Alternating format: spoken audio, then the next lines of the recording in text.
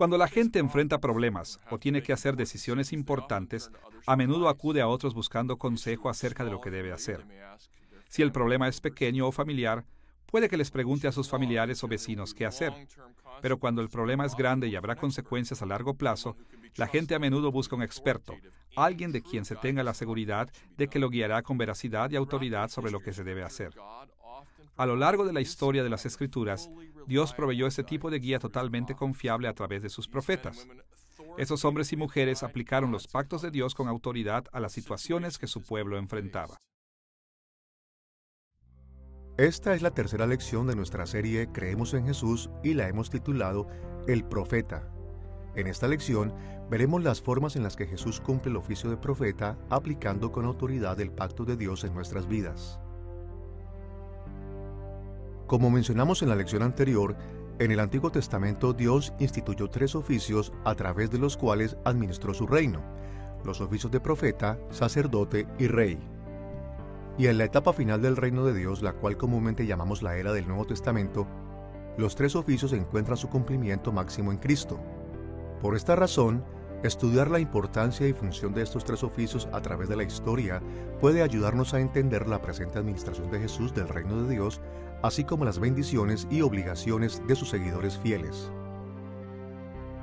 Cuando la mayoría de la gente escucha la palabra profeta, tiende a pensar en alguien que hace predicciones acerca del futuro. Incluso esto creen la mayoría de los cristianos. Pero aunque es verdad que los profetas bíblicos a veces predecían el futuro, ese no era el propósito principal de su ministerio. Fundamentalmente, los profetas de Dios eran sus embajadores. Su trabajo era explicar los pactos de Dios y animar a su pueblo a serle fiel. Y eso también fue central en el trabajo profético de Jesús. Continuando con esta comprensión de lo que hicieron los profetas, definiremos el profeta como el embajador del pacto de Dios que proclama y aplica la palabra de Dios, especialmente para advertir del juicio contra el pecado y para fomentar el tipo de servicio leal a Dios que lleva a sus bendiciones. Nuestra lección explorará 3 temas relacionados con Jesús en su papel de profeta. Primero, examinaremos el trasfondo del Antiguo Testamento de su oficio profético. En segundo lugar, exploraremos las enseñanzas del Nuevo Testamento sobre el cumplimiento de su oficio en Jesús. Y tercero, consideraremos la aplicación moderna del trabajo profético de Jesús. Comencemos con el trasfondo del Antiguo Testamento del oficio profético de Jesús. Cuando los cristianos pensamos acerca de Jesús como nuestro profeta, es importante recordar que Él no fue el primer profeta que sirvió a Dios y a su pacto. A lo largo de la historia bíblica hubo cientos de profetas del Señor. No fueron iguales a Jesús en poder o autoridad, pero su servicio a Dios presagió todas las formas en las que Jesús desarrolló su oficio en el reino. Así que si queremos entender lo que Jesús hizo como profeta, nos ayudará a comenzar por los profetas que vinieron antes de Él. Nuestra discusión del trasfondo del Antiguo Testamento del oficio profético de Jesús se dividirá en 3 partes. En la primera, mencionaremos los requisitos para el oficio de profeta. En la segunda, veremos la función de los profetas. Y en la tercera, consideraremos las expectativas que el Nuevo Testamento creó acerca de tal oficio. Veamos primero los requisitos para el oficio de profeta. Como ya hemos sugerido, los profetas del Antiguo Testamento eran embajadores o emisarios de los pactos de Dios. En sus pactos, Dios se reveló a sí mismo como el gran emperador de su pueblo y sus profetas sirvieron como emisarios o mensajeros autorizados de su corte real en el cielo. Llevaron la palabra de Dios al pueblo de Israel y a varias naciones más y les exhortaron a ser fieles a Dios como su rey.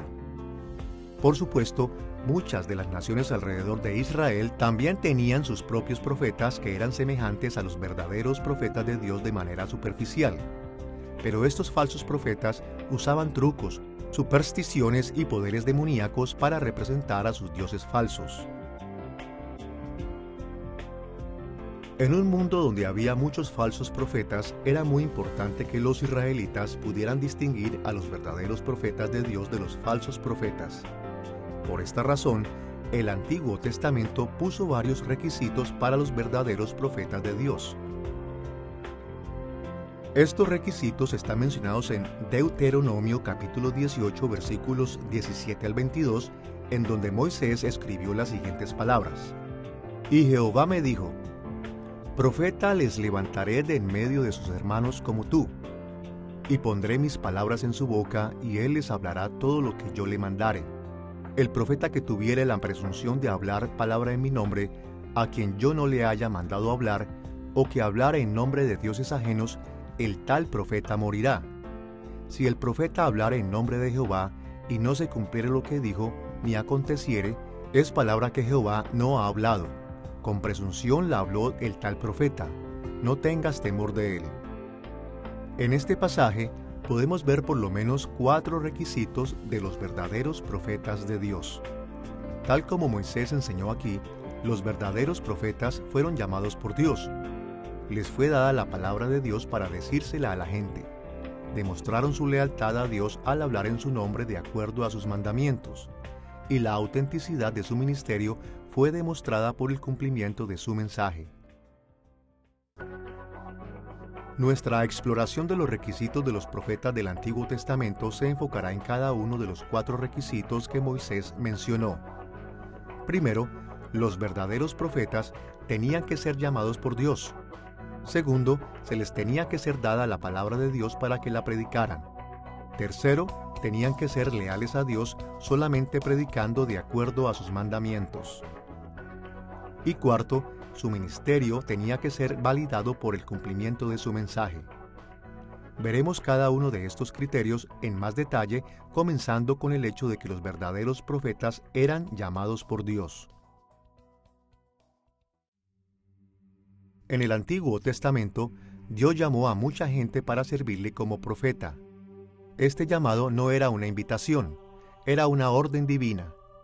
Dios, el Rey Divino, ordenó a uno de sus ciudadanos a servirle como su embajador. Vemos esta orden divina cada vez que el Antiguo Testamento registra la llamada de un profeta. Por ejemplo, consideremos el llamado del profeta Ezequiel en Ezequiel capítulo 2, versículos 1 y 2.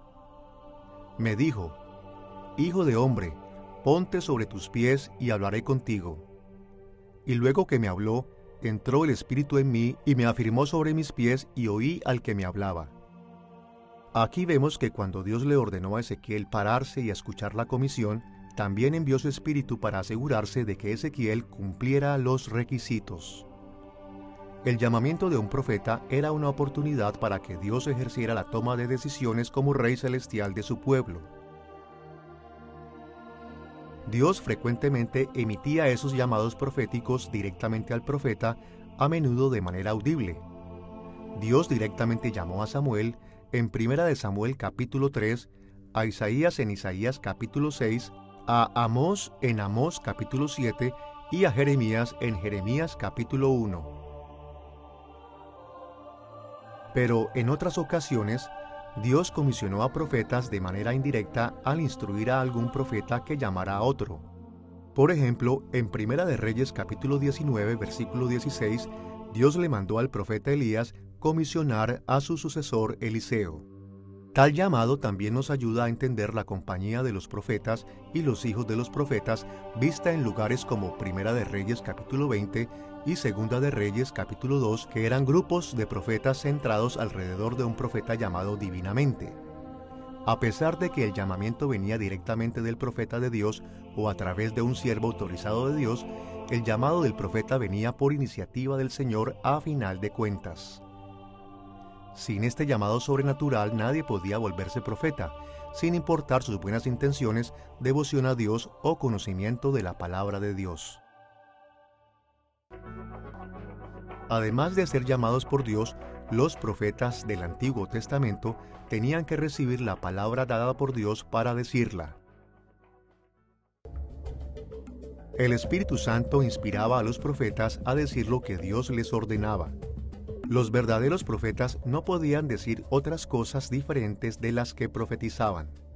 Pero cuando comparamos las diferentes maneras en las que los profetas de las Escrituras hablaban, podemos ver que la inspiración divina no significaba que los profetas no tuvieran control sobre sus palabras. Al contrario, el Espíritu Santo usó las personalidades de los profetas y sus perspectivas al presentar su mensaje profético de manera infalible a través de ellos. En este sentido, la inspiración de la profecía era idéntica a la inspiración de todas las demás escrituras. Escuchemos la manera en la cual Pedro habló de la inspiración del Espíritu Santo para los profetas en 2 de Pedro capítulo 1, versículos 20 y 21. Ninguna profecía de la Escritura es de interpretación privada, porque nunca la profecía fue traída por voluntad humana, sino que los santos hombres de Dios hablaron siendo inspirados por el Espíritu Santo. Como vemos aquí, el Espíritu Santo supervisó las palabras de los verdaderos profetas en el Antiguo Testamento, y esto garantizó que sus palabras estuvieran llenas de autoridad y fueran infalibles. El tercer requisito de los profetas en el Antiguo Testamento era que tenían que ser leales a Dios al poner sus profecías en conformidad con su ley. A pesar de que es verdad que los profetas no simplemente tomaban dictado de Dios, el Espíritu Santo no les daba total libertad para decir cualquier cosa que ellos quisieran.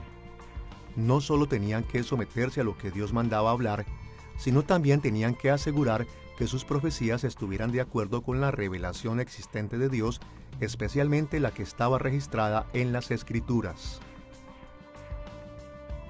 Escuchemos las palabras de Moisés en Deuteronomio capítulo 13, versículos 1 al 4.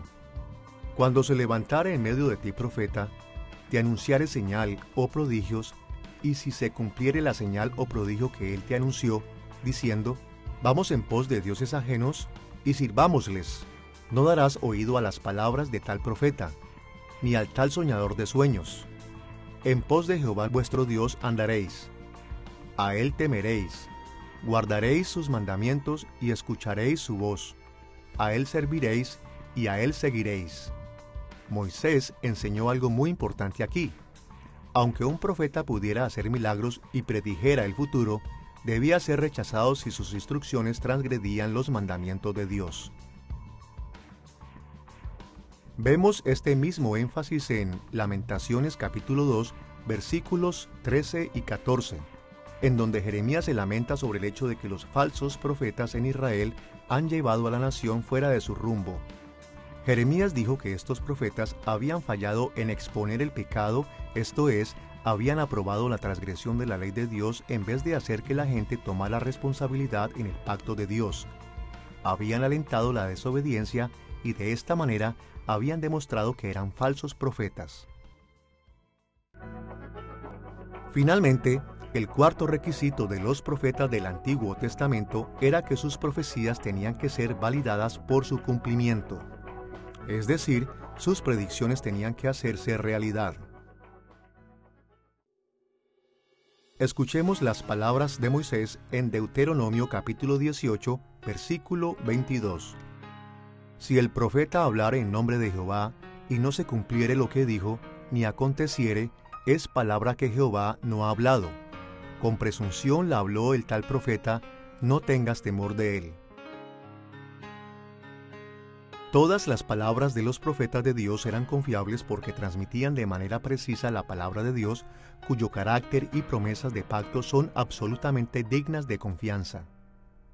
Las verdaderas profecías no fallan porque Dios tiene tanto el poder como el derecho para hacer que sucedan y porque Él está comprometido a cumplir su palabra. A veces las profecías eran validadas como auténticas porque se cumplían relativamente rápido. Por ejemplo, en Primera de Reyes capítulo 17 versículo 1, el profeta Elías declaró que no llovería hasta que se diera la palabra.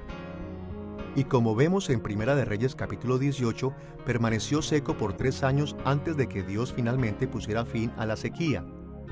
Y en Segunda de Reyes capítulo 7 versículos 17 al 20, vemos el cumplimiento inmediato de la profecía de Eliseo de que el oficial del rey moriría. En otras ocasiones el cumplimiento de las profecías no era tan inmediato. Por ejemplo, alrededor del año 930 a.C., un profeta verdadero predijo el nacimiento de Josías, quien sería un heredero fiel de la casa de David. Esta profecía está registrada en Primera de Reyes capítulo 13 versículo 2. Pero Josías, de quien se había predicho que nacería, no nació hasta el año 630 a.C., casi 300 años después de la profecía, como leemos en Segunda de Reyes, capítulo 22, versículo 1. Y las profecías acerca del nacimiento de Jesús tomaron aún más tiempo en cumplirse. Deberíamos hacer una pausa para mencionar que a veces incluso las palabras de los verdaderos profetas no sucedían precisamente como fueron dichas. Pero tomando en cuenta la enseñanza de Moisés, ¿cómo pudo haber pasado esto? Para contestar esta pregunta, es importante darse cuenta que cuando leemos las profecías del Antiguo Testamento, a veces nos llevamos la impresión incorrecta de sus predicciones. Aunque muchas personas pensaron que los profetas predecían el futuro precisamente cómo se desarrollaría, en realidad ese no siempre fue el caso. La mayoría de las veces los profetas advirtieron de las maldiciones que podrían suceder si la gente permanecía en el pecado y ofrecieron las bendiciones que vendría si la gente actuaba con fidelidad. La meta de estas profecías era motivar a la gente a arrepentirse del pecado y a seguir siéndole fieles a Dios y a su pacto. Solamente cuando los verdaderos profetas indicaban que Dios había jurado hacer algo, entonces sus predicciones eran absolutas. Como resultado, una forma legítima para que se cumpla la profecía era que la gente cambiara su conducta y esto afectaría el resultado de las profecías. En estos casos, las profecías se cumplían realmente como se habían dicho, aunque sus advertencias u ofertas no se cumplieran como se habían dicho. Hay muchos ejemplos de esto en las Escrituras, pero el principio básico está descrito en Jeremías capítulo 18, versículos 7 al 10, en donde leemos las siguientes palabras: En un instante hablaré contra pueblos y contra reinos para arrancar y derribar y destruir. Pero si esos pueblos se convirtieren de su maldad contra la cual hablé, yo me arrepentiré del mal que había pensado hacerles, y en un instante hablaré de la gente y del reino para edificar y para plantar. Pero si hiciere lo malo delante de mis ojos, no oyendo mi voz, me arrepentiré del bien que había determinado hacerle. De una u otra manera, las palabras de los verdaderos profetas siempre se cumplen. A veces se cumplen como fueron dichas, a veces los seres humanos responden a las profecías y entonces traen un resultado diferente. Pero en todos los casos, los resultados de la verdadera profecía son consistentes con el pacto y el carácter de Dios, y hacen auténtico el ministerio de sus verdaderos profetas. Ahora que hemos visto los requisitos de los profetas, estamos listos para considerar la función de su oficio. Mencionaremos 3 aspectos de la función de los profetas. Primero, hablaremos de su autoridad. Segundo, mencionaremos su tarea. Y tercero, veremos los métodos que usaron para llevar a cabo su tarea. Primero, veamos su autoridad. Como mencionamos al principio de esta lección, un profeta es el embajador del pacto de Dios que proclama y aplica la palabra de Dios especialmente para advertir del juicio contra el pecado y para fomentar el tipo de servicio leal a Dios que lleva a sus bendiciones. En el Antiguo Testamento, Dios fue presentado como el gran rey que gobernaba sobre su pueblo a través de pactos, y sus profetas eran embajadores de estos pactos. Ellos explicaban lo que Dios les había revelado en su corte celestial. En el antiguo cercano oriente, los imperios poderosos y sus emperadores a menudo gobernaban sobre naciones más pequeñas o vasallas a distancia de su capital. Estos emperadores típicamente imponían un tratado en los vasallos que describía los términos de su relación. Normalmente, la Biblia se refiere a este tipo de tratado como un pacto. Para administrar y ejercer estos pactos, los emperadores empleaban embajadores que hablaban en su nombre y hacían uso de su autoridad. Era el trabajo del embajador decirle a las naciones vasallas los términos del tratado para advertirles sobre las maldiciones que vendrían si eran infieles a los términos del tratado y animarlos a obedecer estos términos para obtener las bendiciones. Conocer la historia del cercano oriente es importante porque en el Antiguo Testamento Dios a menudo describió su relación con su gente en términos de un pacto entre un emperador y un vasallo. Y como emperador, él nombraba profetas para ser embajadores con autoridad que le recordaban a sus vasallos los términos de su pacto. Como los profetas eran los embajadores de Dios, sus palabras tenían que ser recibidas como si Dios mismo las hubiera dicho.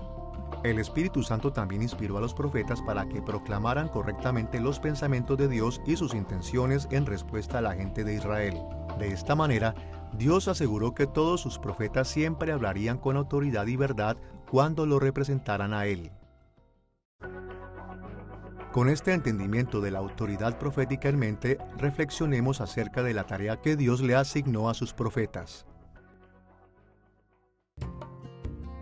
Para entender la tarea de los profetas, veamos los tratados de los emperadores del antiguo cercano Oriente.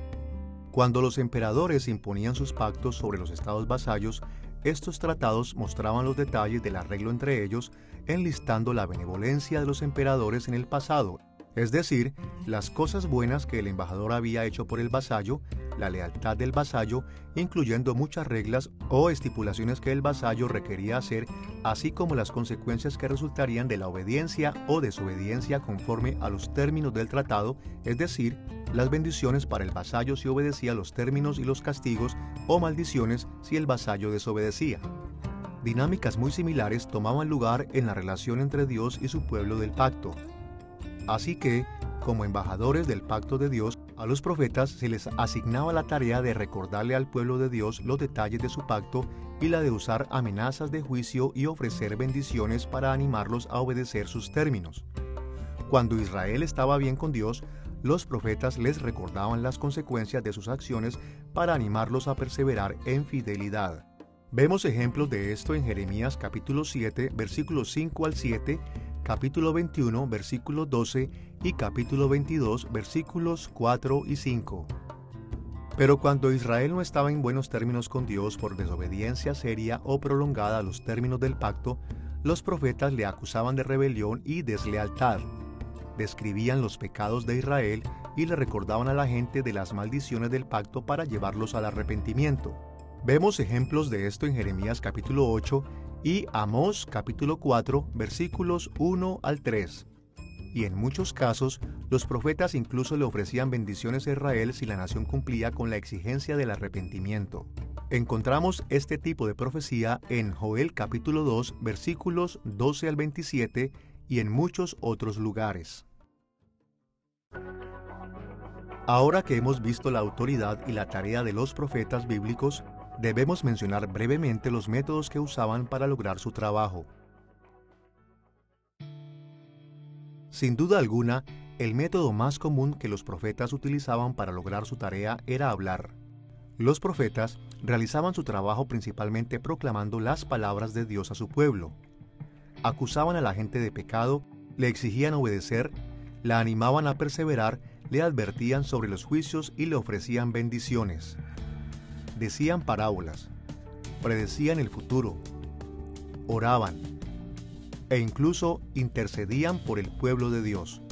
Vemos esto cientos de veces en las Escrituras. Además, muchos profetas también escribieron sus palabras, razón por la cual encontramos muchos libros proféticos y otros escritos en la Biblia. Pero los profetas también usaron otros métodos que se basaban más en acciones especiales que en la comunicación verbal. Por ejemplo, el Espíritu Santo les dio a algunos profetas el poder de realizar señales y maravillas proféticas. Estos actos milagrosos de poder testificaban la legitimidad de los profetas como embajadores de Dios y demostraban la intención de Dios de respaldar las advertencias y ofrecimientos que los profetas proclamaban. Como un ejemplo, el profeta Moisés anunció la voluntad del Señor tanto a los israelitas como a los egipcios y sus palabras fueron acompañadas por un sinfín de milagros y señales como las 10 plagas sobre Egipto, la partición del Mar Rojo y muchos otros milagros registrados en el libro de Éxodo, Levítico y Números. Estas obras del poder del Espíritu Santo testificaron que Moisés era un verdadero profeta y advirtieron tanto a los egipcios como a los israelitas que debían obedecerle. Los ministerios de los profetas Elías y Eliseo también incluyeron muchos eventos milagrosos, como vemos en Primera de Reyes capítulo 17 a Segunda de Reyes capítulo 13. El profeta Samuel también realizó milagros como enviar truenos y lluvia en Primera de Samuel capítulo 12. Y un profeta sin nombre en Primera de Reyes capítulo 13 dio una señal milagrosa al enfermar la mano del rey Jeroboam. Además de los milagros, Muchos profetas también realizaron acciones simbólicas que confirmaban sus mensajes verbales. Incluso se involucraron en encuentros espirituales al exhortar al pueblo de Dios a obedecer los términos de su pacto. Seeing the prophets as God's covenant emissaries helps us understand that the Bible's threats. Ver a los profetas como emisarios del pacto de Dios nos ayuda a entender que las amenazas de maldiciones de la Biblia están todas basadas en la relación de pacto entre Dios y su pueblo. Dios no es caprichoso en cuanto a la manera de tratar a su pueblo. Él no actúa de manera salvaje y de formas impredecibles.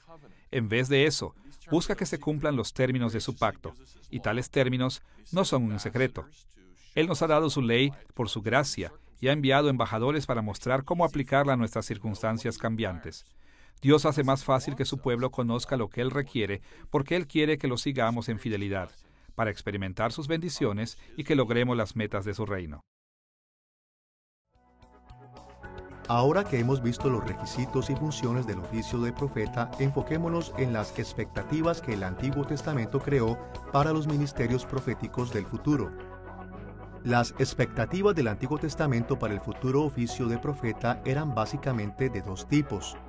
Por un lado, algunas expectativas habían sido creadas por la naturaleza del desarrollo histórico del oficio. Por otro lado, otras fueron creadas por profecías específicas relacionadas con los profetas del futuro.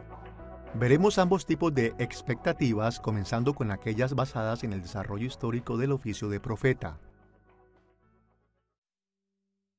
Debido a que la relación de Dios con la humanidad siempre ha sido gobernada por sus pactos, siempre ha existido el papel de los profetas para recordarle a la gente los términos de tales pactos. Sin embargo, a través de la historia, este papel ha cambiado ocasionalmente. Conforme a la forma en la que el reino de Dios ha cambiado y crecido a través de la historia, el papel de los profetas se ha ajustado para hacer frente a sus necesidades cambiantes. Consideremos los papeles de los profetas durante 4 diferentes etapas de la historia, comenzando con el largo periodo de la historia antes de que Israel tuviera un rey, el cual llamaremos premonarquía. Este es el período de tiempo que corresponde a los pactos de Dios con Adán, Noé, Abraham y Moisés. En el comienzo del período premonárquico, el reino de Dios no se había separado del resto del mundo como una nación en particular. Incluso cuando la nación se había separado en los días de Abraham, todavía no tenía rey. En este punto de la historia, los profetas realizaban una variedad de tareas y eran nombrados con varios títulos descriptivos. En general, podemos decir que hablaban con Dios, recibían visiones y hacían que la humanidad tomara responsabilidad de los pactos de Dios. Por ejemplo, cuando Dios creó el mundo, habló directamente a Adán y a Eva, y estos recibieron su revelación al caminar y hablar con Dios, como leemos en Génesis capítulo 2 y 3. Cumplieron con su papel profético al enseñar a sus hijos acerca de Dios y de su pacto. Algunos de sus descendientes también tuvieron una relación similar con Dios, como Enoc, quien es mencionado en Génesis capítulo 5, versículo 24.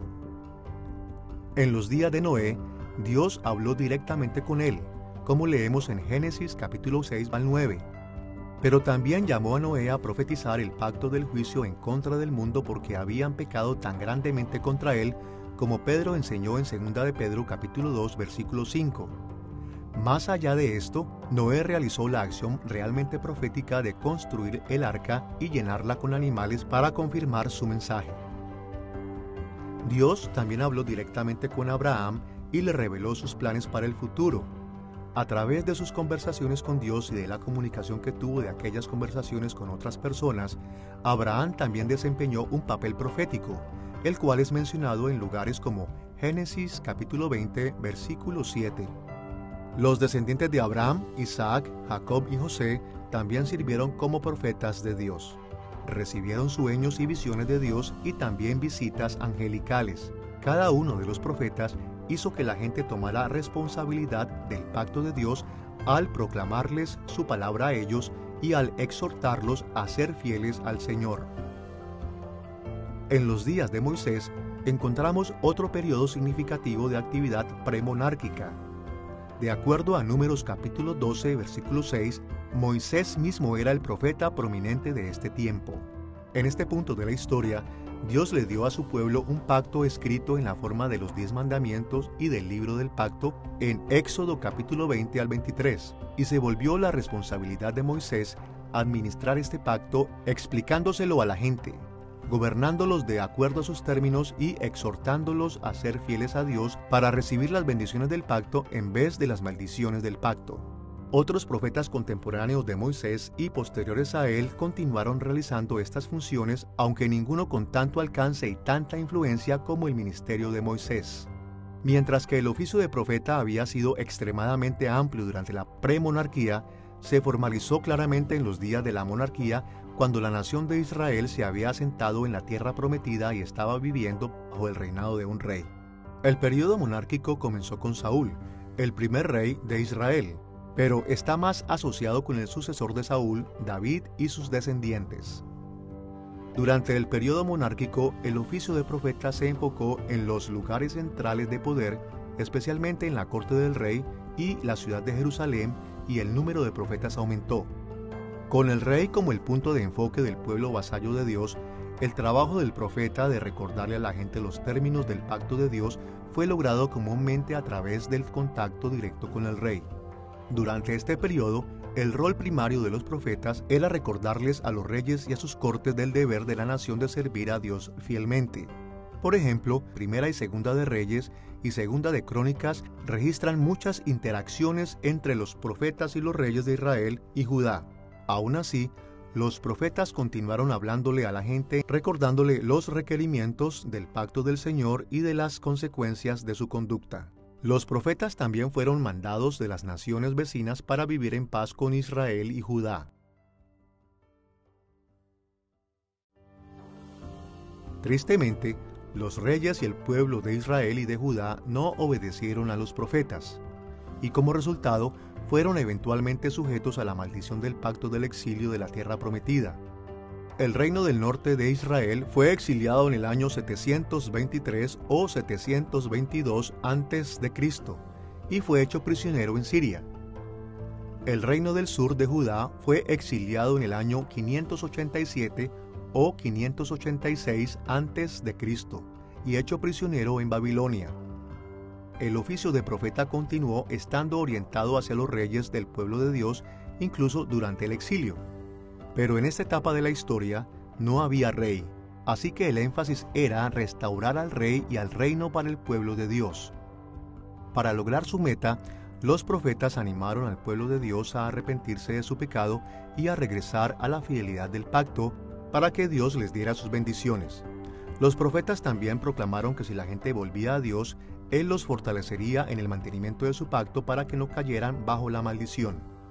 Como leemos en Jeremías capítulo 31, versículos 33 y 34, el Señor incluso haría que fuera imposible que volvieran a romper el pacto de nuevo, para que vivieran en su ley con entusiasmo.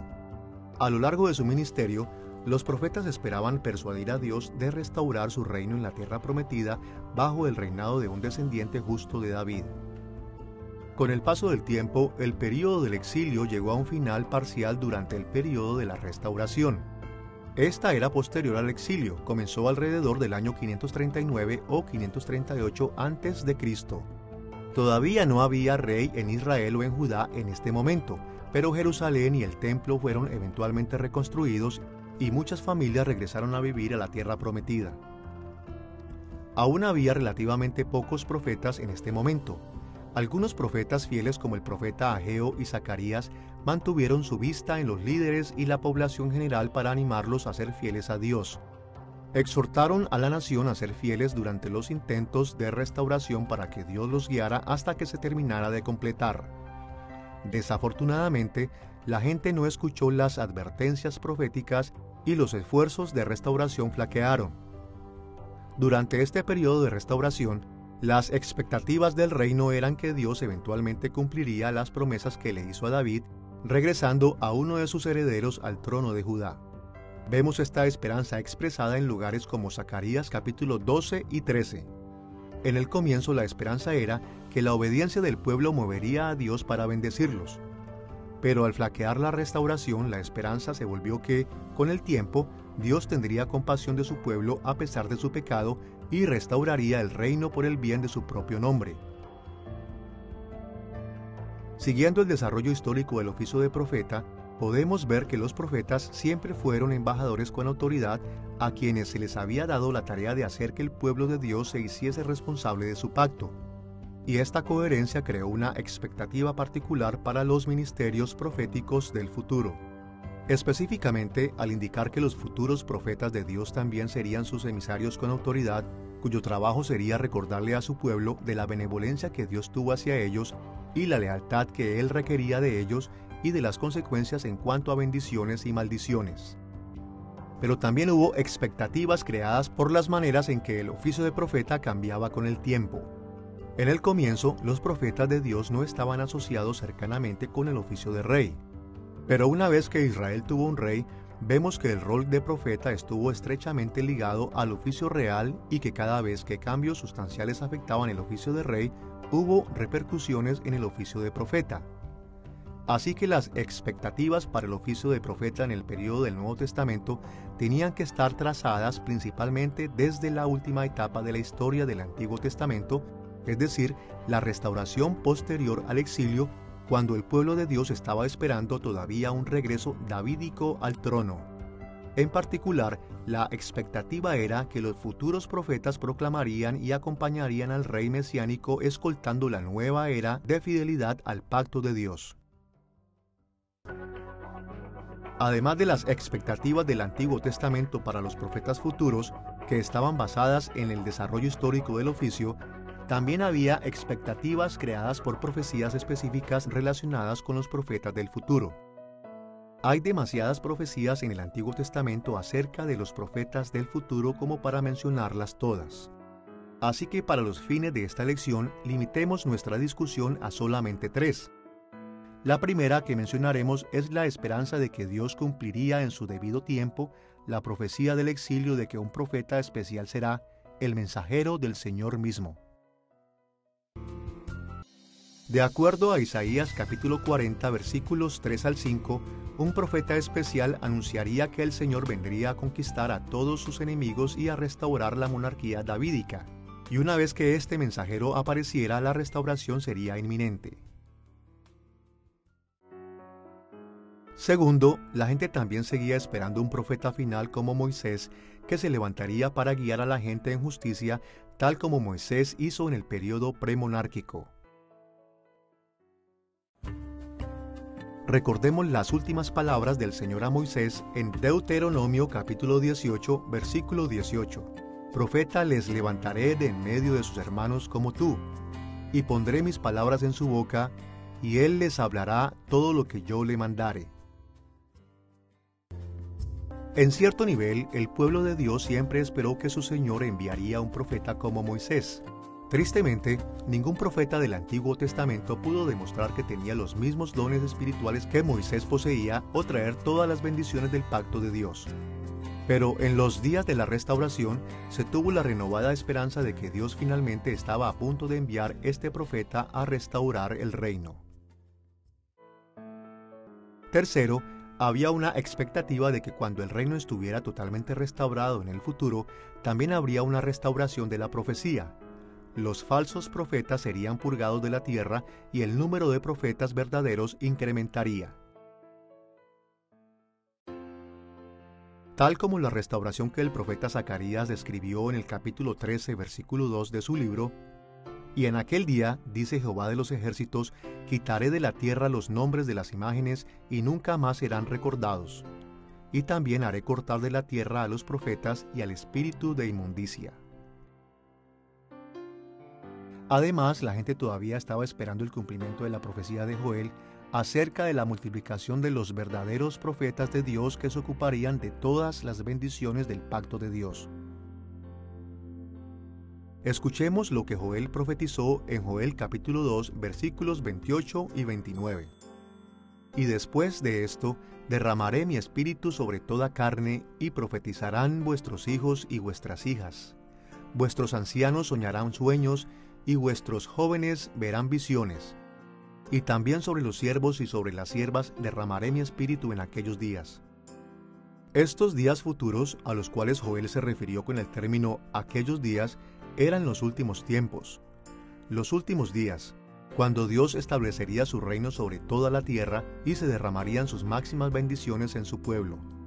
Era de esperarse que en aquel tiempo la profecía sería extremadamente común entre el pueblo fiel de Dios al promover todos el pacto de Dios y animarse los unos a los otros a alabarle.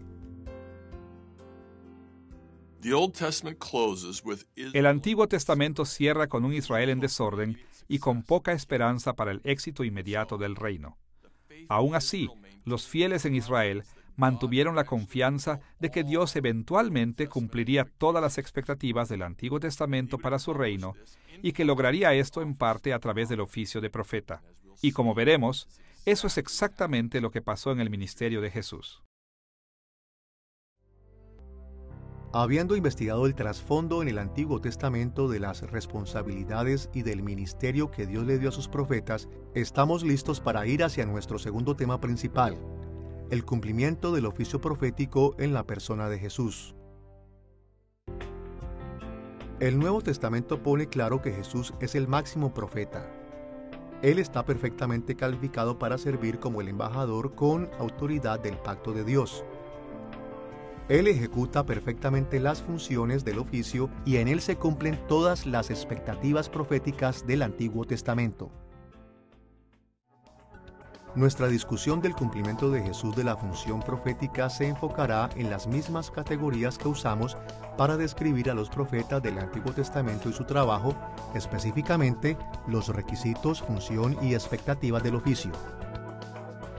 Veamos primero la forma en la que Jesús cumplió los requisitos de un profeta. Como vimos anteriormente, los verdaderos profetas de Israel tenían que cumplir con 4 requisitos. Tenían que ser llamados por Dios. Se les había dado la palabra de Dios para hablar con la gente. Se les requería que fueran leales a Dios, hablando solo lo que Dios les había ordenado. Y su mensaje tenía que ser confirmado como auténtico a través del cumplimiento de éste. Como veremos, Jesús cumplió cada uno de estos requisitos. En primer lugar, Jesús fue llamado por Dios. Jesús fue específicamente llamado por Dios para ser su profeta. Podemos ver esto claramente en los eventos que rodearon su nacimiento, bautizo y transfiguración.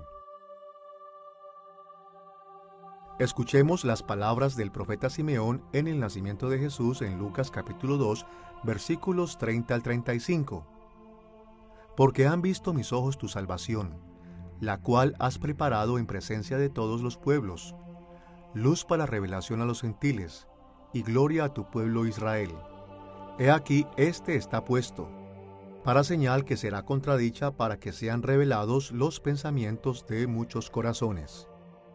Simeón reveló que desde el momento del nacimiento de Jesús, nuestro Señor fue llamado a hacer una revelación y una señal profética para su pueblo. Además de esto, en el bautizo de Jesús, Dios Padre y el Espíritu Santo mostraron que Jesús había sido llamado como un profeta.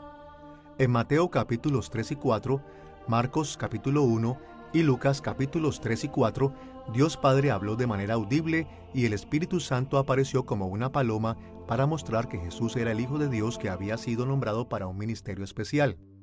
En todos estos capítulos, el bautizo de Jesús lo reserva para su ministerio público de proclamar el mensaje profético de arrepentimiento y la venida del reino de Dios. Pero tal vez la acción que más claramente identificó a Jesús como profeta fue su transfiguración, la cual es descrita en Mateo capítulo 17, versículos 2 y 3. Jesús se transfiguró delante de ellos y resplandeció su rostro como el sol y sus vestidos se hicieron blancos como la luz. Moisés y Elías estaban hablando con él. Jesús apareció con los más grandes profetas del Antiguo Testamento. Moisés, el dador de la ley y el estándar para aquellos que hablarían las palabras de Dios a su pueblo. Y Elías, el que hacía milagros, cuya predicación llamó a la infiel casa de David al arrepentimiento. Solo por su presencia con estos 2 hombres, Jesús fue mostrado como un gran profeta. Pero notemos lo que pasó después de esto en Mateo capítulo 17, versículos 4 y 5. Entonces Pedro dijo a Jesús: Señor, bueno es para nosotros que estemos aquí. Si quieres, hagamos aquí 3 enramadas. Mientras él aún hablaba, una nube de luz los cubrió, y he aquí una voz desde la nube que decía: Este es mi Hijo amado, en quien tengo complacencia. A él oíd. Dios ordenó a Pedro y a los otros discípulos que no escucharan a los 3 profetas, sino solo a Jesús. Debían prestar atención a Jesús por encima de Moisés y Elías. De esta forma, Dios mismo demostró que Jesús era el profeta máximo de todos los tiempos. Para el segundo requisito, Jesús declaró específicamente que se le había dado la palabra por Dios para decirla. Tomemos por ejemplo las palabras de Jesús registradas en Juan capítulo 14, versículo 24. Y la palabra que habéis oído no es mía, sino del Padre que me envió. Jesús hizo declaraciones similares en lugares como Juan capítulo 12, versículo 49 y capítulo 14, versículo 10. De hecho, en Juan capítulo 1, Jesús está realmente refiriéndose a la palabra de Dios. Tercero, Jesús cumplió el requisito profético de ser leal a Dios. A lo largo de su ministerio, Jesús insistió continuamente que él estaba haciendo la voluntad del Padre. Dijo e hizo solo aquellas cosas que el Padre le había mandado.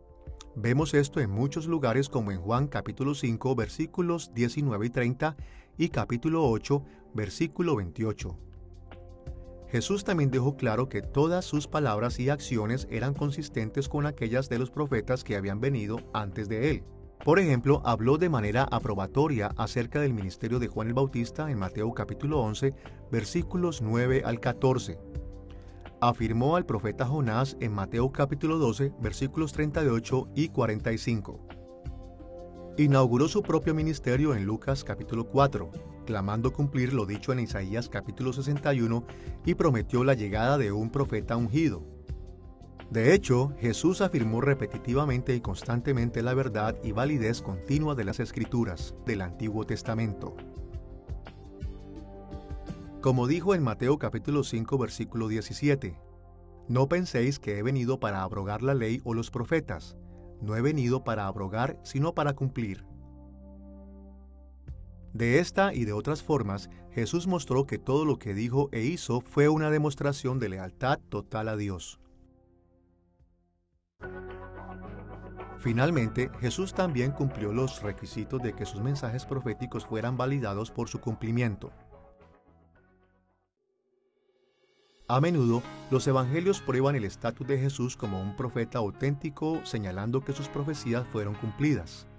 Algunas veces las palabras se hacían verdad inmediatamente, como cuando controló la naturaleza, realizó exorcismos, sanó a los enfermos y levantó a los muertos. En estos casos, cosas como el clima, los demonios, las enfermedades e incluso la muerte misma inmediatamente obedecieron sus mandatos proféticos llenos de autoridad. Otras veces, sus profecías fueron cumplidas más tarde, como cuando predecía el futuro.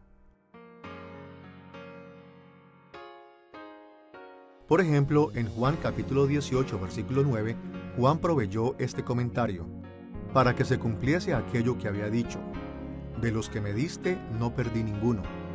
Aquí Juan se refirió a algo que Jesús había dicho en su oración de sumo sacerdote en Juan capítulo 17, versículo 12, e indicó que las palabras de Jesús habían sido cumplidas. Las palabras de Jesús que se referían a su inminente muerte y resurrección también se cumplieron, como vemos en Mateo capítulo 16, versículo 21, capítulo 20, versículos 18 y 19, y Juan capítulo 18, versículo 32. A través de cumplimientos como este, Jesús fue mostrado como un verdadero profeta de Dios. Pero no todas las profecías de Jesús fueron cumplidas en su vida. Muchas de ellas tenían que ver con el futuro y a menudo con el futuro distante. En algunos casos, el cumplimiento de estas profecías está registrado en otras partes de la historia. Por ejemplo, escuchemos la profecía que Jesús dio en Lucas capítulo 21, versículos 5 y 6. Y a unos que hablaban de que el templo estaba adornado de hermosas piedras y ofrendas votivas, dijo: En cuanto a estas cosas que veis, días vendrán en que no quedará piedra sobre piedra que no sea destruida. Jesús dijo que el templo judío sería destruido porque los judíos se rehusaron a arrepentirse de sus pecados. Pero el templo seguía en pie cuando Jesús murió.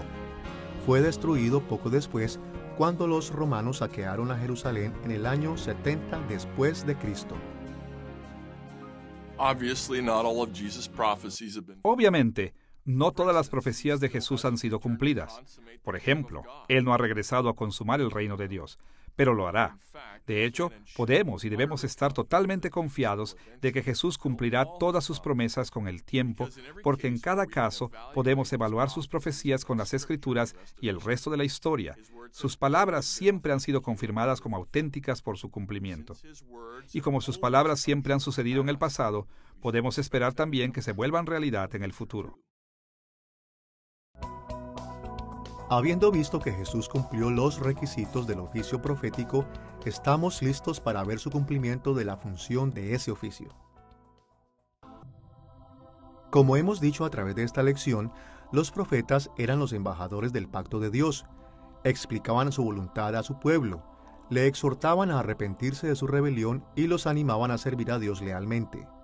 En particular, hemos visto tres aspectos de su función: su autoridad, su tarea y sus métodos.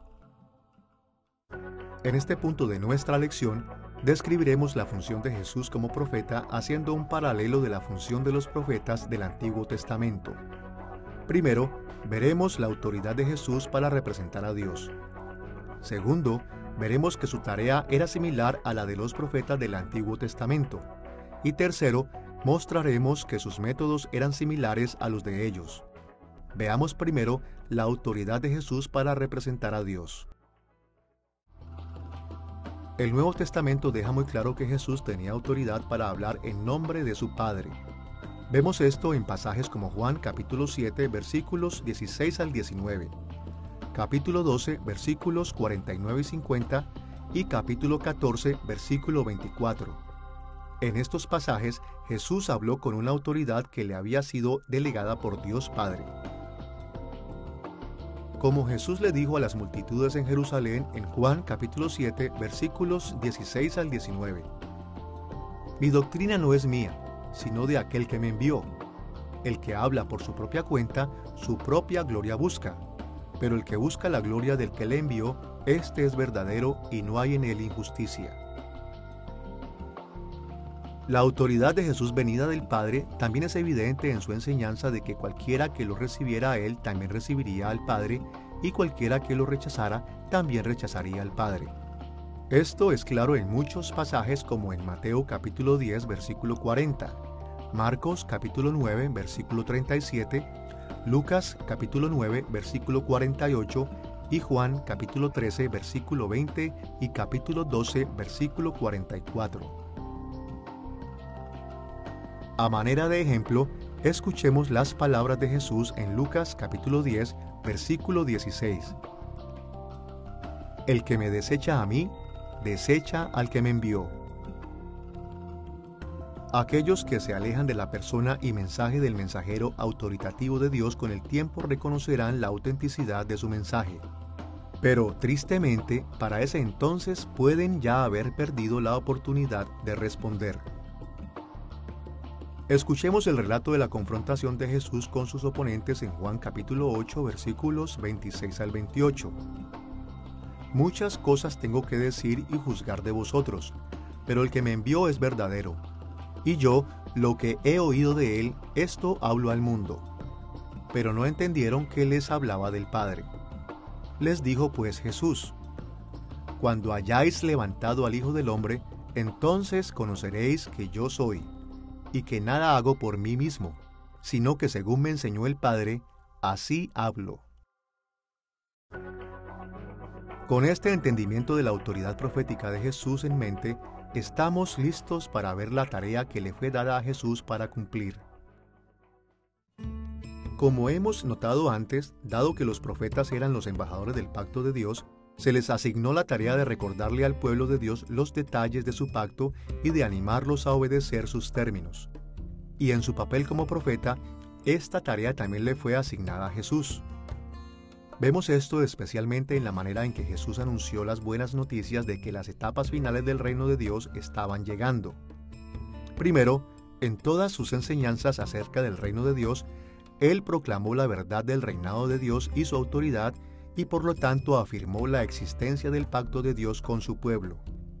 Vemos esto en muchos lugares, incluso en el Padre Nuestro en Mateo capítulo 6, versículo 10, en donde Jesús le enseñó a sus discípulos a pedirle a Dios que su reino viniera a la tierra y que su voluntad fuera hecha. Segundo, Jesús también se ocupó de que los términos del pacto siguieran ejerciéndose, los cuales la gente había fallado en obedecer. Esto es claro en sus exhortaciones de que la gente se arrepintiera de sus pecados, como en Mateo capítulo 4, versículo 17 y Marcos capítulo 1, versículo 15. Y tercero, Jesús afirmó las consecuencias de su pacto.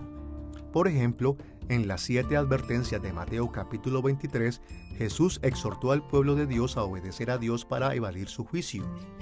Y en las bienaventuranzas al comienzo del Sermón del Monte, en Mateo capítulo 5, versículo 3 al 12, animó al pueblo de Dios a pedirle a Dios misericordia para recibir sus bendiciones. Escuchemos la manera en que Jesús resumió su tarea al principio de su ministerio público en Lucas capítulo 4, versículos 17 al 21. Y se le dio el libro del profeta Isaías, y habiendo abierto el libro, halló el lugar donde estaba escrito: El Espíritu del Señor está sobre mí, por cuanto me ha ungido para dar buenas nuevas a los pobres. Me ha enviado a sanar a los quebrantados de corazón, a pregonar libertad a los cautivos y vista a los ciegos, a poner en libertad a los oprimidos, a predicar el año agradable del Señor. Y comenzó a decirles: Hoy se ha cumplido esta escritura delante de vosotros. Aquí Jesús se identificó específicamente él mismo como el mensajero o anunciador de la restauración del reino que había sido profetizado en Isaías capítulo 61. Isaías enseñó que cuando Dios viniera para traer el juicio final contra sus enemigos y extender su reino a través de Israel al mundo entero, comenzaría esta obra a través de un profeta especial. Ese profeta anunciaría las buenas nuevas o evangelio de que el reino de Dios finalmente habría llegado. En el curso de ese anuncio, el profeta también le recordaría al pueblo del pacto de Dios sus obligaciones, animándolos a arrepentirse de sus pecados para evadir las maldiciones del pacto y para perseverar en fidelidad para así recibir las bendiciones del pacto. Y de acuerdo al propio testimonio de Jesús, nuestro Señor mismo era ese profeta. Ahora que hemos visto la autoridad y la tarea profética de Jesús, veamos a los métodos usados para cumplir su ministerio. Como los profetas del Antiguo Testamento, el principal método de Jesús para cumplir su tarea profética era hablar. Es decir, hacía a la gente responsable del pacto de Dios, principalmente proclamándoles la palabra de Dios. Los acusaba de pecado, les mandaba arrepentirse y obedecer la voluntad de Dios como había sido revelada en las Escrituras. Los animaba a perseverar en fidelidad, les advertía del juicio venidero y les ofrecía bendiciones a aquellos que eran fieles. Decía parábolas, predecía el futuro, oraba e intercedía por el pueblo de Dios. Interesantemente, algo que Jesús no hizo fue escribir sus enseñanzas para nosotros en las Escrituras. Pero, tal como los antiguos profetas del Antiguo Testamento, tenía discípulos que hacían esto por él. El Nuevo Testamento contiene 4 evangelios: Mateo, Marcos, Lucas y Juan, en los cuales los discípulos de Jesús registraron su ministerio profético hablado. Y como los profetas del Antiguo Testamento, Jesús también usó muchos métodos, además de hablar para conducir su ministerio profético, métodos que se basaban más en acciones especiales que en comunicación verbal. Tal vez la manera más obvia de que esto es verdad es en sus milagros. Jesús realizó más milagros que ningún otro profeta en la historia del pueblo de Dios, y las obras milagrosas de Jesús de poder testificaron su legitimidad como embajador de Dios. Demostraron la aprobación fuerte de Dios de todo lo que Jesús dijo. Como Jesús dijo en Juan capítulo 10, versículo 25, Las obras que yo hago en nombre de mi Padre, ellas dan testimonio de mí. Jesús también realizó muchas acciones simbólicas como los profetas del Antiguo Testamento. Por ejemplo, recibió el bautizo de Juan el Bautista como un acto simbólico en Mateo capítulo 3, versículos 15 al 17. Y como los profetas del Antiguo Testamento, Jesús también se involucró en encuentros espirituales. Por ejemplo, triunfó sobre la tentación del diablo en Mateo capítulo 4, versículos 1 al 11. Y Lucas capítulo 4, versículos 1 al 13, y expulsó demonios en Marcos capítulo 1, versículos 25 y 26, y capítulo 5, versículo 13. By looking at Jesus' prophetic authority, task, and methods, Viendo la autoridad, tareas y métodos proféticos de Jesús, podemos ver que realmente llenó su oficio de profeta. Y por eso podemos estar seguros de que todo lo que profetizó se cumplirá. Las palabras de Jesús son fidedignas y verdaderas. Y por lo tanto tenemos una obligación para escucharlas y obedecerlas. Para aquellos de nosotros que estamos en el pacto de la comunidad de Dios, la obediencia a las palabras de Jesús nos lleva a las bendiciones del pacto de Dios, mientras que nuestra desobediencia nos lleva a la disciplina. Y para aquellos que no son parte del pueblo de Dios, las palabras proféticas de Jesús son tanto una advertencia de juicio como una oferta de vida para aquellos que se arrepienten de sus pecados y lo reciben a través de la fe. Habiendo visto que Jesús llenó los requisitos y la función del oficio de profeta, veamos brevemente cómo cumplió las expectativas del Antiguo Testamento para el oficio profético en el futuro. Anteriormente en esta lección, habíamos dicho que al final del Antiguo Testamento había por lo menos 3 expectativas para los profetas durante los periodos finales del reino de Dios. Que hubiera un mensajero del Señor, que hubiera un profeta final como Moisés y que hubiera una restauración de la profecía. Y como veremos, todas estas expectativas se cumplieron en la persona y ministerio de Jesús. Veamos cada una de estas expectativas en relación a Jesús, comenzando con el mensajero del Señor. El mensajero profético esperado había sido profetizado en Isaías capítulo 40, versículos 3 al 5, en donde leemos estas palabras. Voz que clama en el desierto, preparad camino a Jehová, enderezad calzada en la soledad a nuestro Dios. Todo valle sea alzado, y bájese todo monte y collado, y lo torcido se enderece, y lo áspero se allane. Y se manifestará la gloria de Jehová, y toda carne juntamente la verá, porque la boca de Jehová ha hablado. El profeta especial predijo aquí que se anunciaba la llegada del Señor, quien conquistaría a los enemigos y restauraría la monarquía davídica. De hecho, Jesús era el Señor que vino a derrotar a sus enemigos y el Rey que era el heredero del trono de David. A través de Jesús, Dios estaba cumpliendo todas las profecías acerca de los últimos días del reino de Dios. Pero ¿quién era su mensajero? ¿Cómo se estaba cumpliendo la profecía acerca del mensajero del Señor en Jesús? Era Juan el Bautista, quien anunció la venida de Jesús. Escuchemos las palabras de Juan el Bautista en el Evangelio del apóstol Juan, capítulo 1, versículo 23. Dijo: Yo soy la voz de uno que clama en el desierto, enderezad el camino del Señor, como dijo el profeta Isaías. A Juan el Bautista se le había asignado el papel de anunciar la llegada de Dios, que vendría como guerrero para conquistar a sus enemigos y bendecir a su pueblo. Y aquel a quien el mensajero anunció era Jesús. Escuchemos el relato del Evangelio de Juan capítulo 1, versículos 32 al 34. También dio Juan el Bautista testimonio diciendo: Vi al Espíritu que descendía del cielo como paloma y permaneció sobre Jesús. Y yo no le conocía, pero el que me envió a bautizar con agua, aquel me dijo: Sobre quien veas descender el Espíritu y que permanece sobre él, ese es el que bautiza con el Espíritu Santo. Y yo le vi y he dado testimonio de que este es el Hijo de Dios. Juan desarrolló su misión profética al identificar a Jesús como el Hijo de Dios que había venido a traer el reino de Dios a través de la derrota de los enemigos de Dios y la restauración del trono de la casa de David. La segunda expectativa del Antiguo Testamento para la profecía futura que Jesús cumplió fue la de que habría un último profeta como Moisés. En Deuteronomio capítulo 18, versículo 15, Moisés le dijo estas palabras a Israel: Profeta de en medio de ti, de tus hermanos, como yo, te levantará Jehová tu Dios. A él oiréis.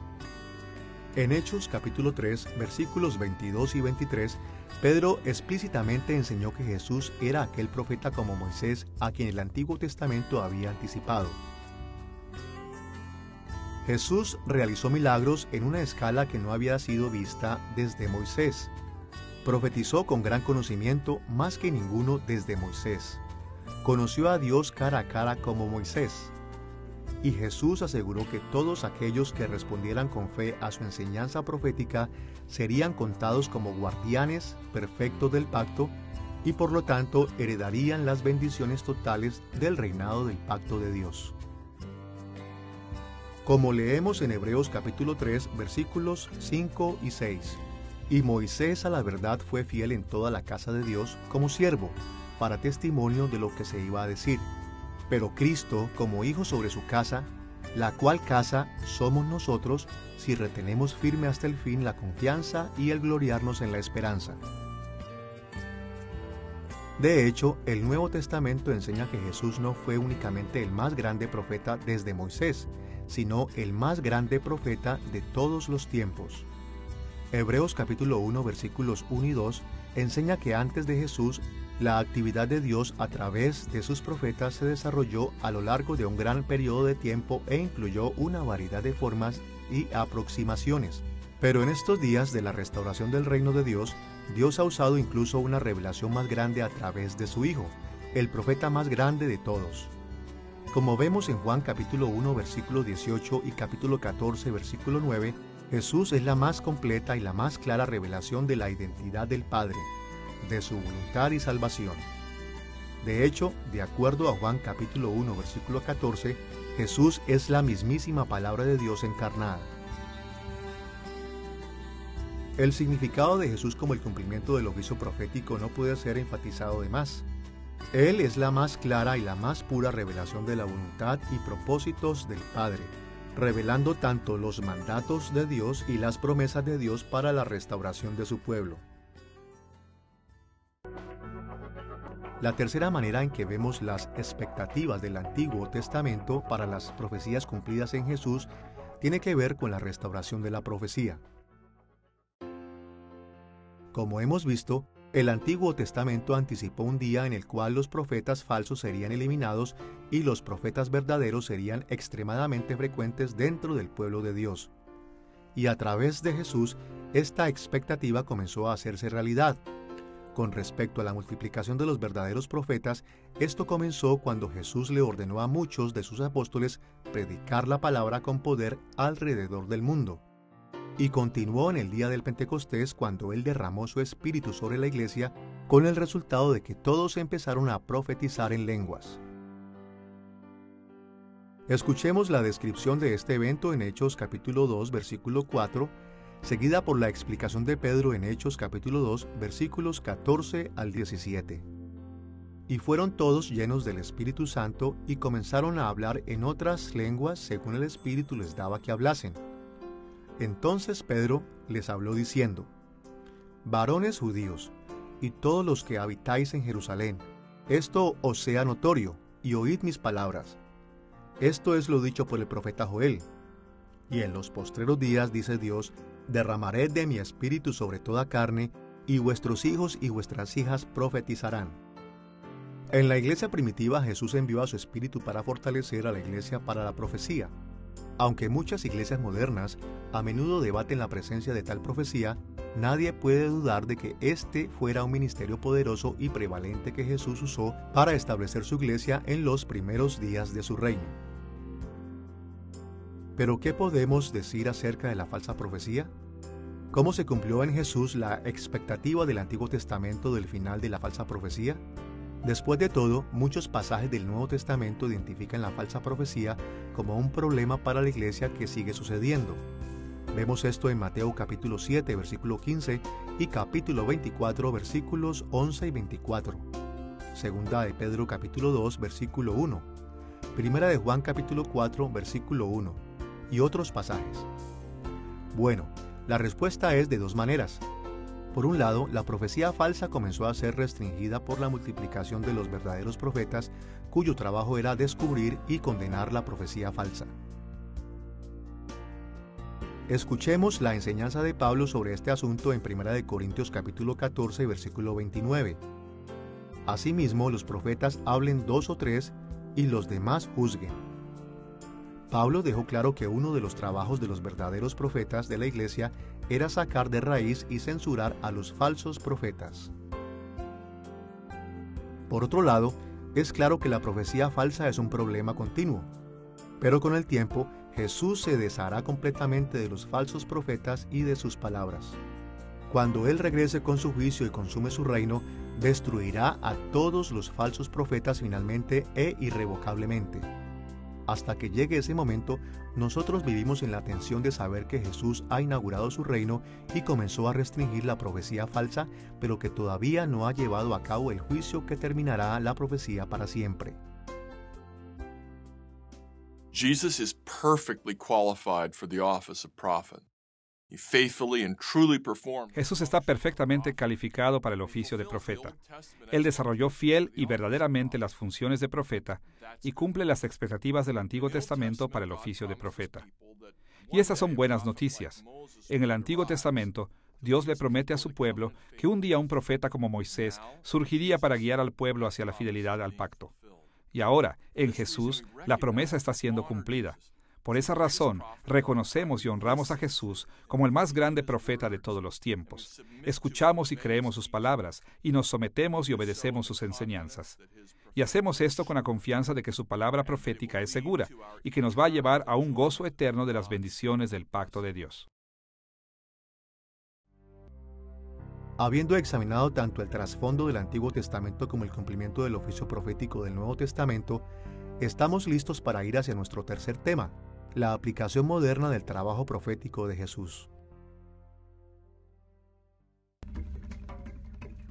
Una forma conveniente de aproximarnos a la aplicación moderna del trabajo profético de Cristo puede encontrarse en el Catecismo Mayor de Westminster, respuesta número 43, que dice: Cristo desempeña el oficio de profeta, revelando a su iglesia en todas las épocas por su palabra y espíritu, y por revelaciones hechas de diversas maneras, toda la voluntad de Dios sobre todas las cosas concernientes a la edificación y salvación de su pueblo.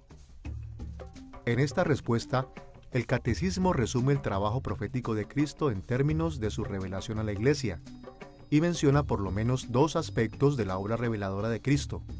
Primero, habla de la revelación de Cristo específicamente en todas las épocas por su palabra y espíritu y por revelaciones hechas de diversas maneras.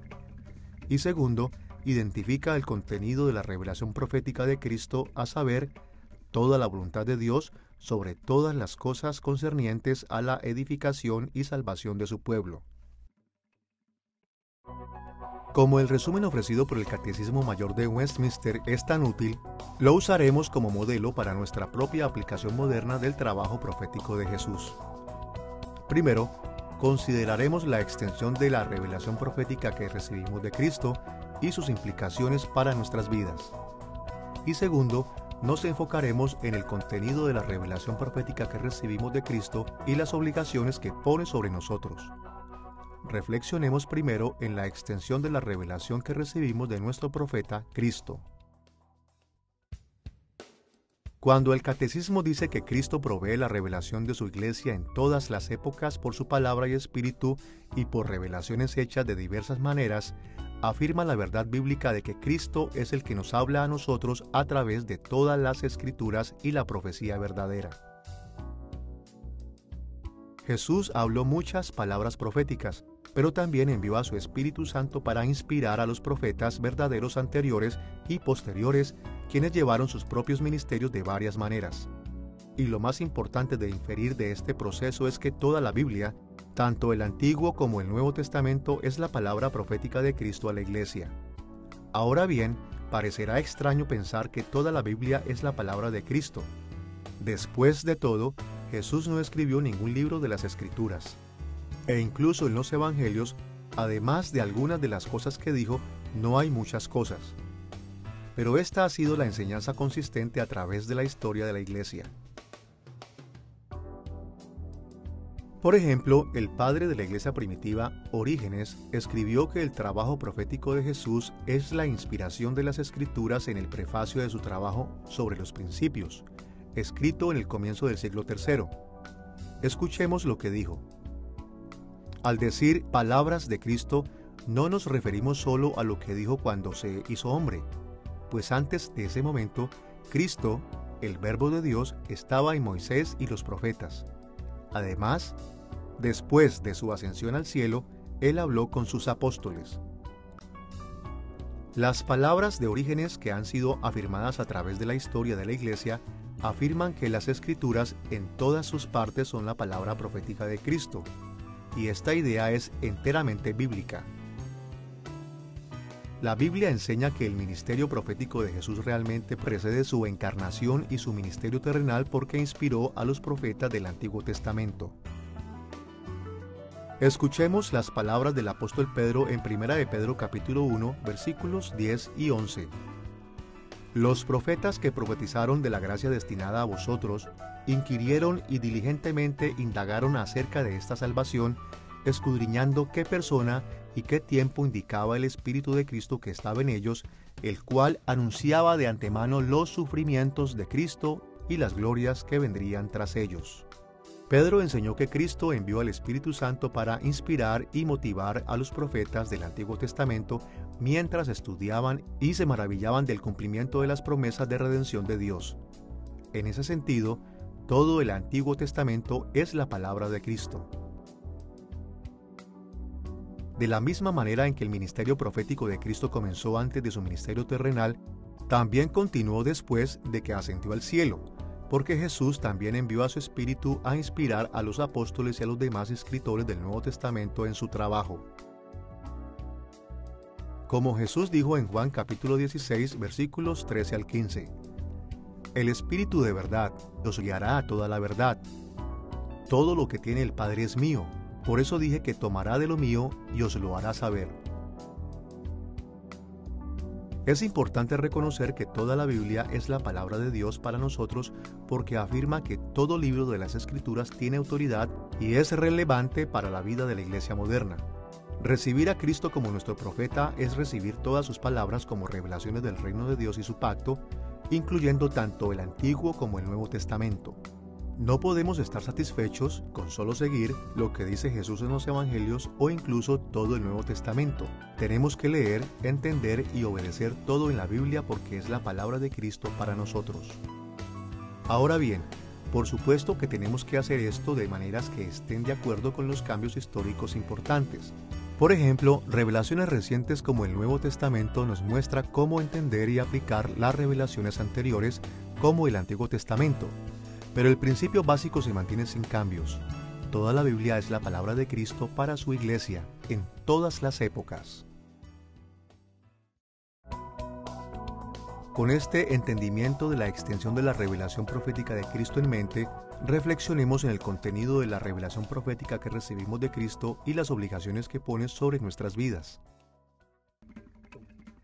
El Catecismo Mayor de Westminster resume el contenido de las Escrituras diciendo que Cristo le reveló proféticamente a su Iglesia toda la voluntad de Dios sobre todas las cosas concernientes a la edificación y la salvación de su pueblo.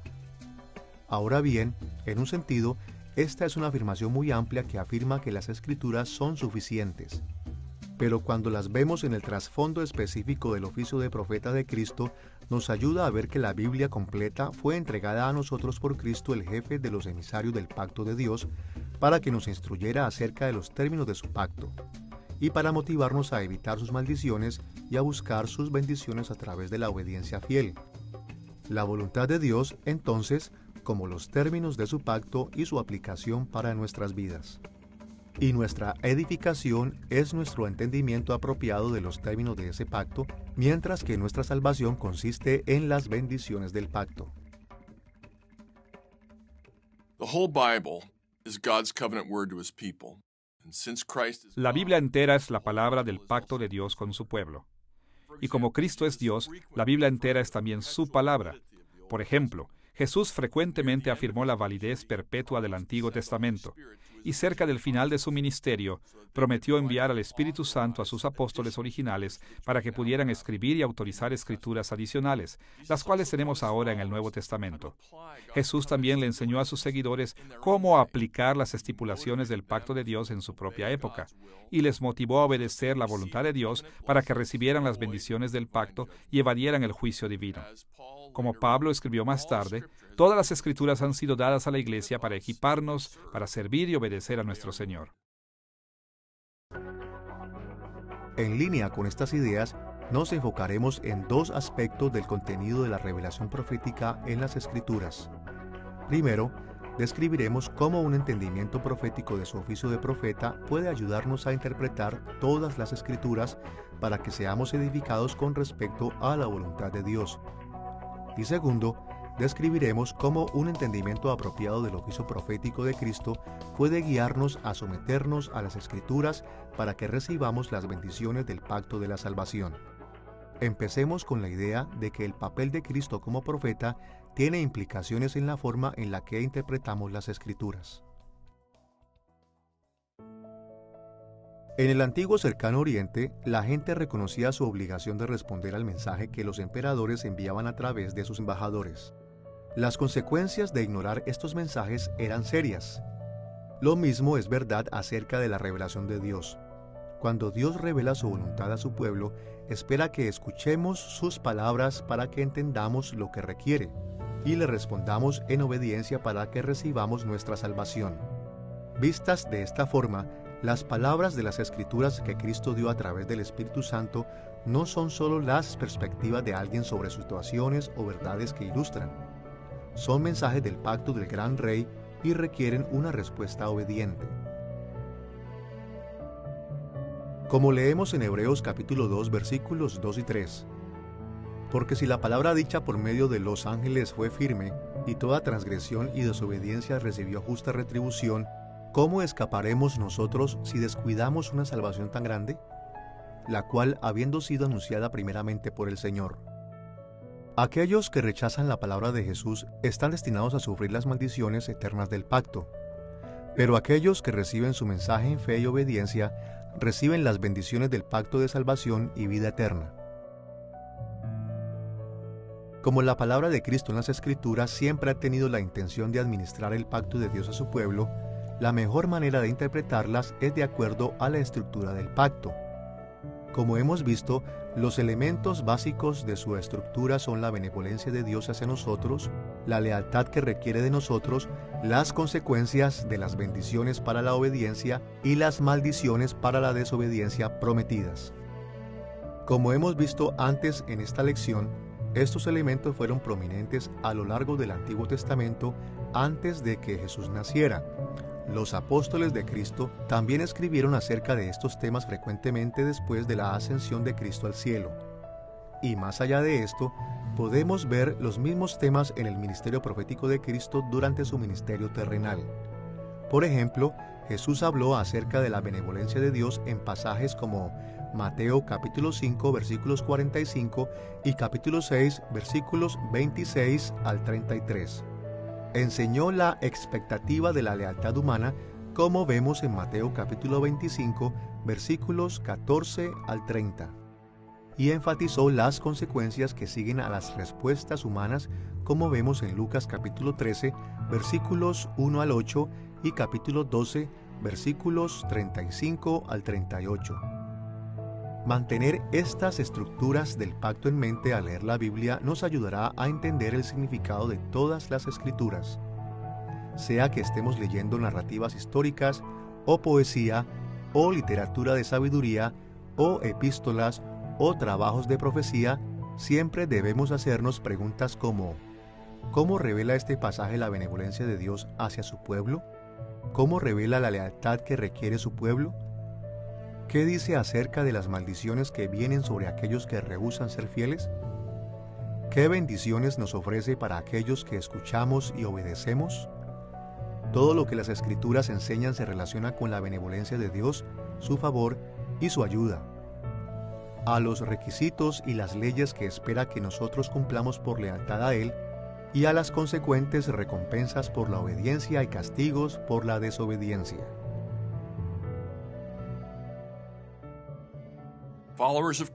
Los seguidores de Cristo enfrentan un sinnúmero de preguntas y decisiones en el mundo moderno. Cada día tomamos decisiones acerca de nosotros mismos, de la familia, de nuestro trabajo, de nuestras relaciones, de nuestras iglesias e incluso de la política nacional. El hecho es que la palabra profética que Cristo nos da toma en cuenta todos estos temas y más. El pacto de Dios cubre cada aspecto de nuestras vidas. Y cuando entendemos que Cristo nos ha dado su palabra como una forma de vivir en obediencia con Dios dentro de este pacto, estamos más preparados para entender esa palabra y para vivir de maneras que honren a Dios y nos lleven a sus bendiciones. Habiendo entendido cómo el papel de Cristo como profeta nos puede ayudar a interpretar las Escrituras, consideremos las maneras en que nos puede ayudar a someternos a las Escrituras para que podamos recibir las bendiciones del pacto de la salvación.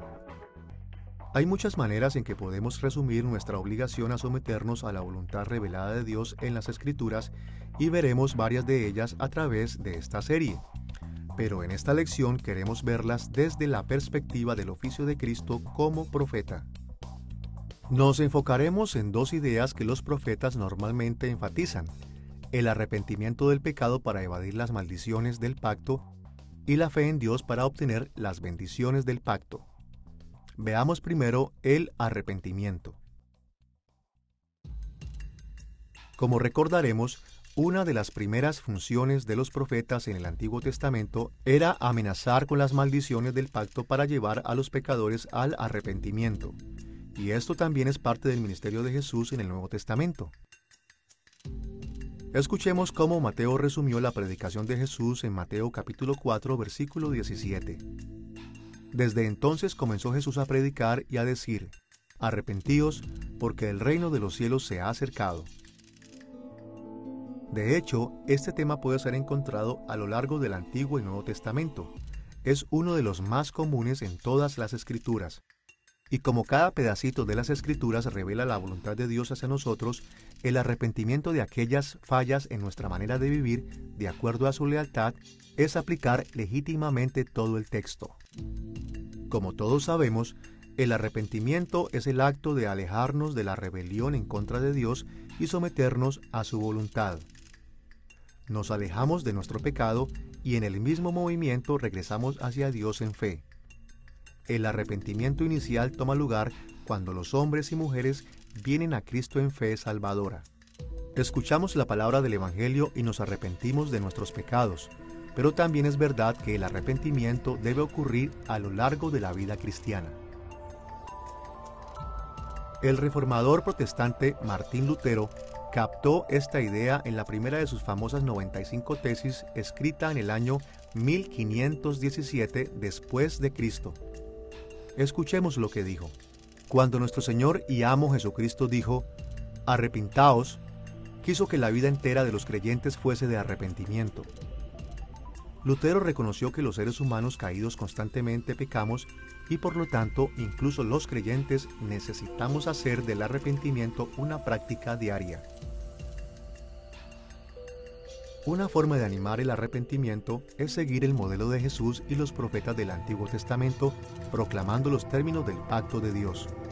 Cuando le decimos a los no creyentes lo que Dios requiere, podemos exhortarlos a abandonar sus pecados para escapar el juicio de las maldiciones de Dios. Y cuando los creyentes escuchamos la palabra de Dios y descubrimos nuestros propios errores, también necesitamos arrepentirnos. Claro está que los verdaderos creyentes no necesitamos preocuparnos nunca por caer en las maldiciones eternas de Dios.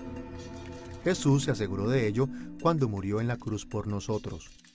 Pero sigue siendo verdad que Dios a veces nos disciplina de maneras que se parecen a sus maldiciones del pacto, como vemos en pasajes como Hebreos capítulo 12, versículos 5 al 11. Al animar y practicar el arrepentimiento en nuestras vidas diarias, los creyentes honramos el trabajo profético de Cristo y seguimos las bendiciones del pacto de Dios. Pero al hacer esto, es importante reconocer que el arrepentimiento cristiano no se trata de sumirse en desesperación por nuestro pecado. Mientras que el admitir la culpa puede traer pena, no está diseñada para llevarnos hacia la desesperación. En vez de eso, está diseñada para restaurar nuestra relación con Dios y nuestro gozo en Él. Como leemos en 2 Corintios capítulo 7, versículo 10.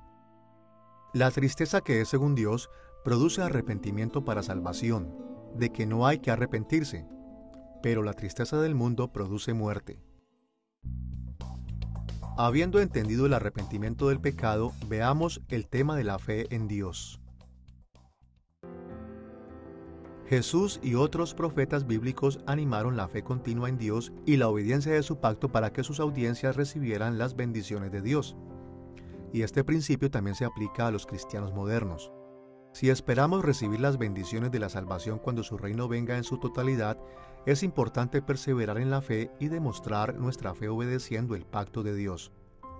Vemos esto en muchos lugares a lo largo del Antiguo y Nuevo Testamento, como en Efesios capítulo 2, versículos 8 al 10, Segunda de Tesalonicenses capítulo 1, versículos 4 al 12, Hebreos capítulo 12, versículos 1 al 11 y Santiago capítulo 2, versículos 14 al 18. Mencionemos uno de los ejemplos. Escuchemos las palabras de 1 de Juan capítulo 5, versículos 3 y 4. Pues este es el amor a Dios, que guardemos sus mandamientos. Y sus mandamientos no son gravosos, porque todo lo que es nacido de Dios vence al mundo. Y esta es la victoria que ha vencido al mundo, nuestra fe. Como Juan enseñó aquí, la fe cristiana verdadera persevera, tanto en su compromiso con Dios como en su expresión en la obediencia a los mandatos de Dios. Hay que reconocer que perseverar en la fe y la obediencia es una lucha mientras esperamos que Dios cumpla sus promesas. Pero este es el mismo reto que ha enfrentado el pueblo de Dios en todas las épocas.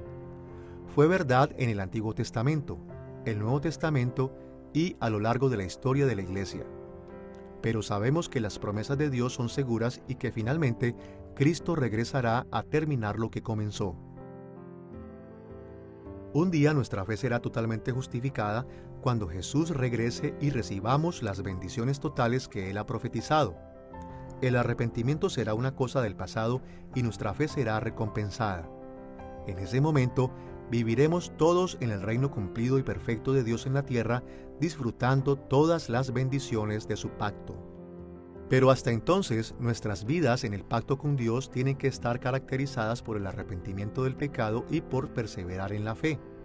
Y al vivir fieles a nuestro Señor, nuestra disciplina en ese momento será más ligera y nuestras bendiciones futuras se incrementarán. En esta lección, hemos visto cómo Jesús de Nazaret cumple y lleva a cabo el oficio de profeta. Hemos considerado el trasfondo del Antiguo Testamento al oficio de profeta. Hemos visto el cumplimiento de este oficio en Jesús, notando que Él cumple los requisitos para el oficio, desarrolla las funciones del oficio y nos trae el cumplimiento de todas las expectativas del Antiguo Testamento para el oficio. Hemos explorado la aplicación moderna de estas ideas, enfocándonos en la extensión y contenido de la revelación profética de Cristo en las Escrituras. Understanding Christ's office of prophet is extremely useful. Comprender el oficio de Cristo como profeta es extremadamente útil para todo creyente. Nos ayuda a orientarnos en el reino de Dios y sus propósitos. Nos enseña a escuchar y a someternos a las enseñanzas de Jesús a lo largo de la Biblia. Nos da un marco de referencia para entender su revelación para nosotros y nos asegura que Dios ciertamente cumplirá todas las profecías de Jesús concernientes a su regreso y a nuestra eterna salvación.